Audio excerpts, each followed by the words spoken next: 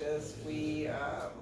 He's had hearing aids as part of it for a long time, and then as things progressed in his business, eventually his audiologist wanted to retire, and so he kind of, got me and my husband to move back home and help out with, at the time, Northwest Iowa Ear, Nose, and Throat. And then as he gets closer and closer to retirement, he finally found a partner, and so then we split the two businesses. And so then Northwest Iowa Ear, Nose, and Throat continues with his partner, and he works there.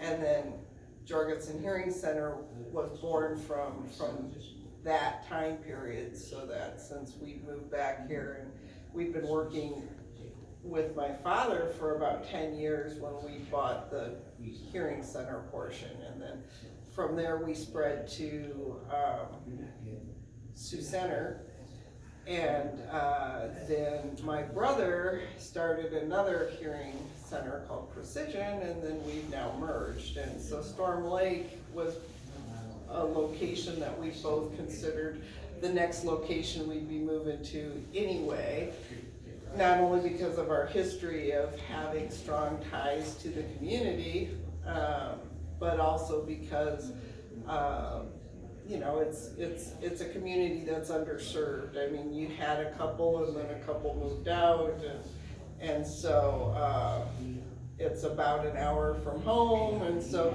trying to reach a bigger population, if you're only half an hour away, it's too close. People drive half an hour in this environment, but you don't want people driving very far. So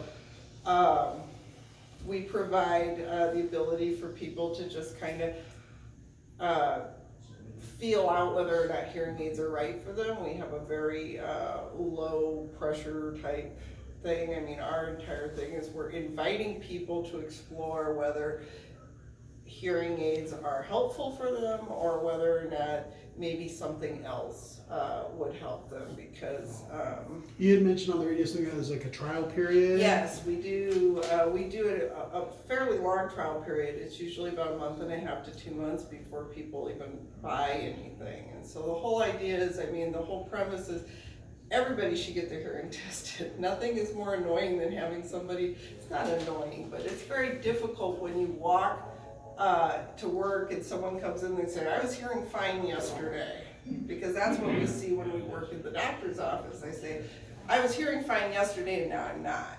Well, first of all, most people don't know what their fine was, if that makes sense. And since they don't know, we don't even know where to fix them to, because we don't know how they were hearing yesterday.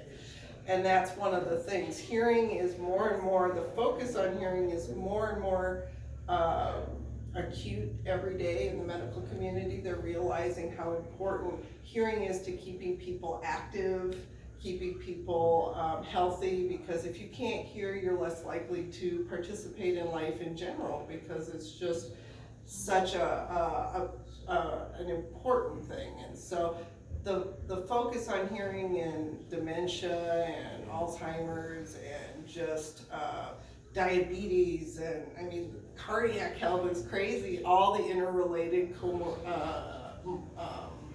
illnesses that are related to not hearing well, and they're studying that a lot. So our message, and this is why we go to random things like home shows and things like that, is we go out into the public to say, get your hearing tested. It's free, put it in your chart, and then you can always call us and say, hey, I'm having a problem. You have a hearing test from 5 years ago, at least I could show this to my doctor now.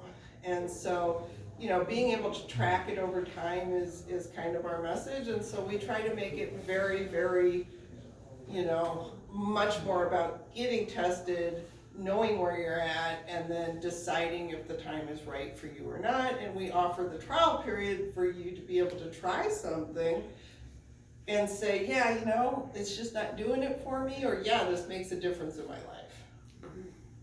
Well, we're glad to have you in our community, and thank you for everything you guys do as an organization.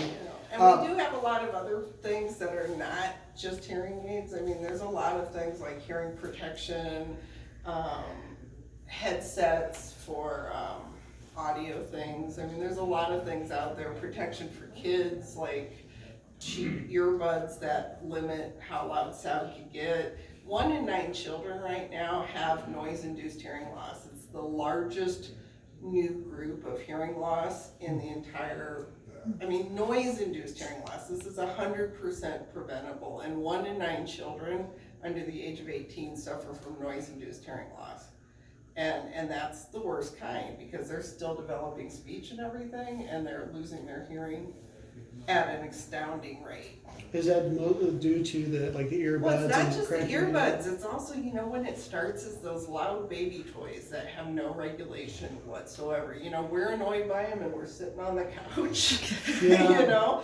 But think of that poor little baby who can't even roll away, that's sitting next to that really loud toy that has absolutely no regulation whatsoever. And there are independent studies that have gone out. Some of those toys are louder than jet engines if you put your head up next to them. Instantaneous damage.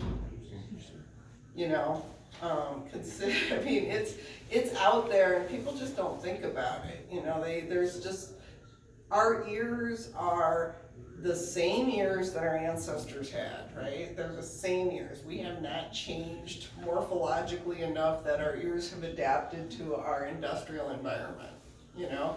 People living out in nature and hunting and gathering, we're not exposed to even traffic noise, you know? And so our ears are meant to be very sensitive instruments, and we come after them with a hammer every day. I mean, you know, my message is so much of hearing loss is 100% preventable. I mean, most of us, if we protected our hearing, the only reason we need hearing aids is because of our mental acuity, not because of actually how bad our hearing gets, if that makes sense. I mean, our hearing goes down with age naturally, it does.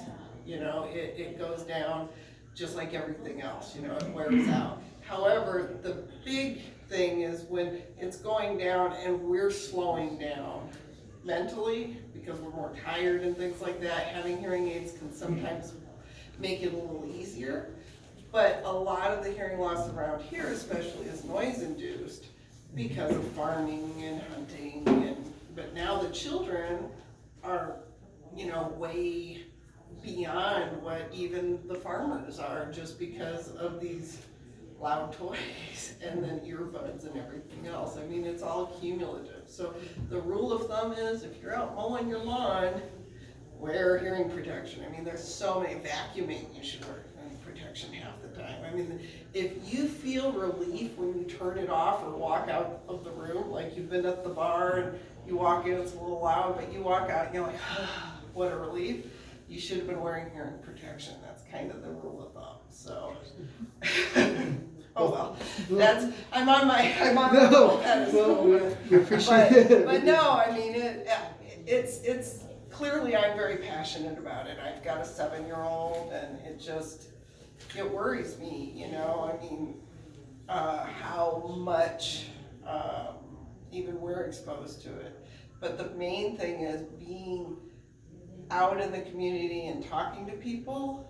You know, they just did a TED Talk on this. The 2 indicators of a long, healthy life is how many people you talk to in a day and how many times you start a conversation yourself. They're the number 2 things to predict a long, healthy life. Not quitting smoking, not diabetes, not anything. Those 2 things, more than anything else, will determine a long, healthy life.